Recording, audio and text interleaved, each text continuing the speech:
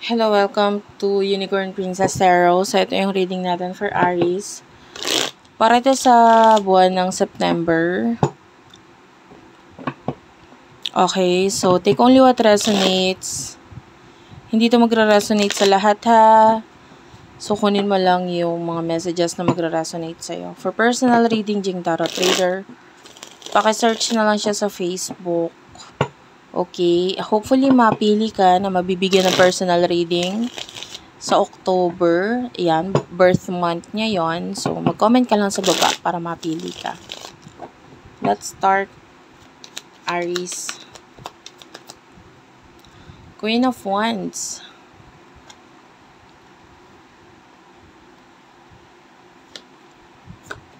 Page of Wands.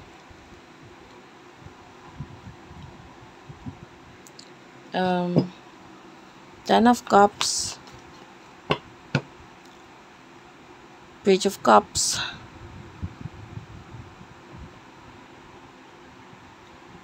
At the bottom of the deck is a Three of Swords.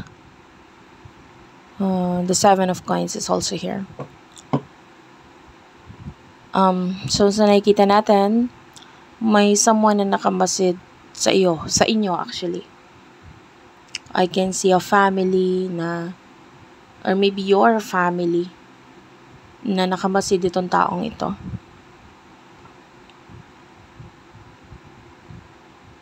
I feel like, with the Page of Cups, meron siyang mga itinatago. And, pwedeng ikagulat mo yon, no? I don't know if this is family member. Pwedeng ganun eh. So, parang nakamasid tong taong to sa'yo. Or sa inyo. Para malaman kung ano nangyayari sa inyo lagi. Parang lagi siyang updated sa inyo. Sa buhay nyo. Pero meron siyang mga tinatago. Ano yung mga tinatago niya? Tell me.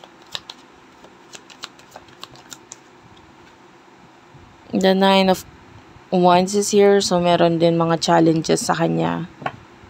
Na parang hindi siya basta-basta makakaalis sa isang sitwasyon. With the Tower. Gustuhin man niyang magsimula muli. Kaya lang hindi na siya makakaalis sa situation. Meron siyang mga hinahanap na hindi niya makita. I feel like etong taong to gusto nilang,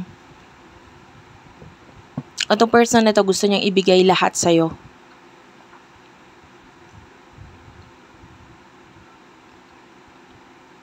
Pero hindi niya may bibigay yon. Kasi parang, I feel like someone is nagmamanipulate sa kanya. May nagmamanipula sa kanya.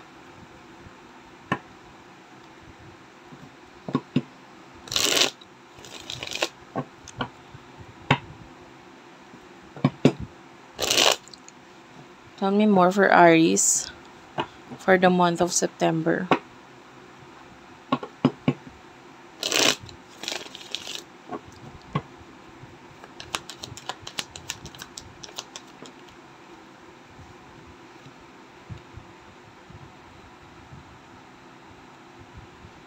The Hierophant, the Two of Coins, and the Nine of Coins.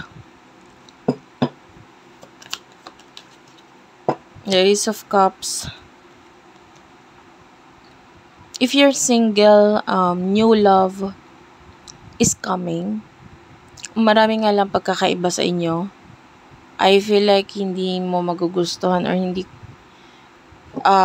mo mafe-feel yung presensya nitong taong to.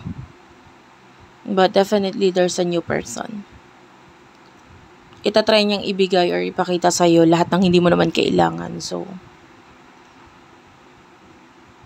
but I can still see this person na nagtsatsaga or tinitiis. Basta connect sa'yo. And I don't feel like may ginagawa ka rin naman regarding dito kasi parang wala ka rin namang magawa. Sa buwan ng September, nakakita tayo dito ng mga priorities mo.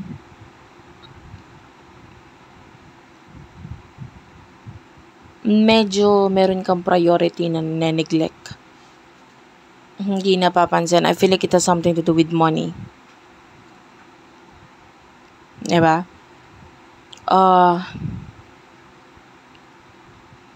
May something na pwedeng ipa-priority mo pero kakainin nito yung oras mo. So, medyo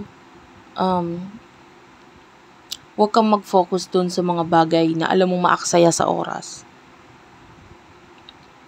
Kasi pwedeng may mga mabawas sa'yo. Kita, ganon. Especially yung iba dyan, mga self-employed. So, parang dahil mawawala saglit yung attention mo, maiiba yung priority mo.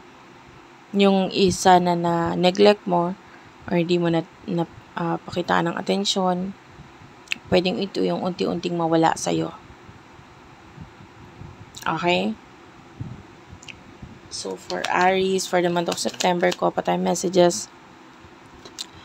We do have here the Sun.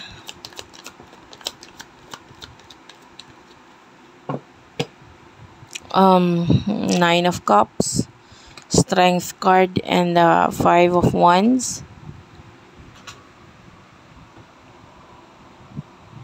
Nakakita ko ng mga happiness na possible mangyari sa'yo sa month ng September kasi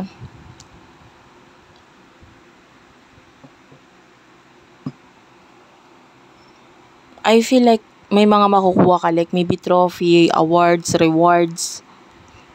So, ito yung magdudulot ng happiness sa'yo. Yung iba, I feel like kung ano man yung mga hinahanap mo, possible hindi mo makita. Okay, so, kung importante yung mga gamit, as much as possible, ingatan mo, i-secure mo. Kasi pwedeng may mga mawala sa'yo. With the Strength card,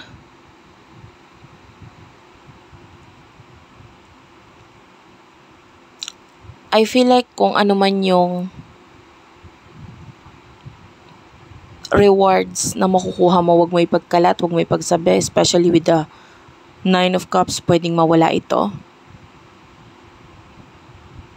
And with the Five of Wands, nakita tayo na possible pag-aaway. Okay, so I can see some of you possible na may makuha ka, mapanalunan ka, ganyan. Or maybe reward. If you will be winning something here, huwag mo na ipagkalat, huwag mo na ipagsabi, huwag mo na ipagyabang. Kasi pwede ka nga magkaroon ng kaaway dahil doon. Okay?